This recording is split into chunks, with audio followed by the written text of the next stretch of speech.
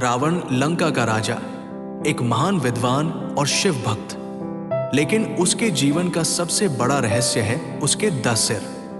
क्या सच में रावण के 10 सिर थे या ये सिर्फ एक प्रतीक था? आज हम इस रहस्य को विस्तार से समझेंगे। रावण का परिचय। रावण ऋषि विश्वरवा और कैकसी का पुत्र था। वो वेद, ज्योतिष, आयुर्वेद, संगीत और राजनीति में निपुण था। एक महान पंडित होने के बावजूद उसके व्यक्तित्व में घमंड और क्रोध भी था।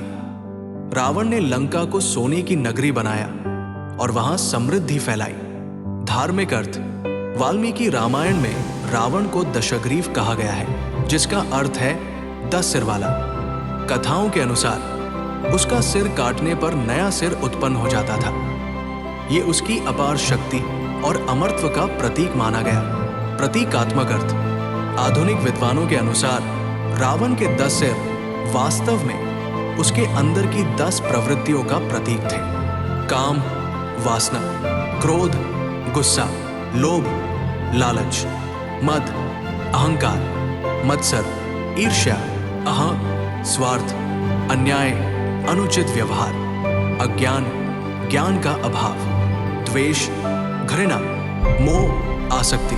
यानी रावण के 10 सिर इंसान के अंदर छिपी 10 बुराइयों का प्रतिनिधित्व करते हैं। कुछ विद्वानों का मानना है कि 10 सिर का मतलब था 10 प्रकार के ज्ञान, जैसे वेद, संगीत, आयुर्वेद, युद्ध कला आदि। कुछ मानते हैं कि लंका में रावण की 10 प्रतिमाएं स्थापित थी, जिनके कारण उसे दशानन कहा गया। तमिल ग्रंथों में रावण को एक महान वैज्ञानिक बताया गया है, जिसके पास 10 अद्वितीय गुण थे। आज के समय में रावण के 10 सिर हमें यही सिखाते हैं कि हर इंसान के भीतर कई कमजोरियां होती हैं। अगर हम इन दोषों पर नियंत्रण पाले तो हम राम के मार्ग पर चलते हैं, और अगर इनका शिकार हो जाए तो हमारे भीतर का रावण जाग उठता है। तो आपने देखा, रावण के 10 सिर सिर्फ एक कथा नहीं, बल्कि गहरे ज्ञान और प्रतीकात्मकता का भंडार है। ये हमें सिखाते हैं कि असली विजय अपनी बुराइयों पर पाना ही है। आपको क्या लगता है, रावण के 10 सिर वास्तव में थे या ये केवल एक प्रतीक था? अपनी राय कमेंट में जरूर लिखें। ऐसी ही जानकारी के लिए हमें सब्सक्राइब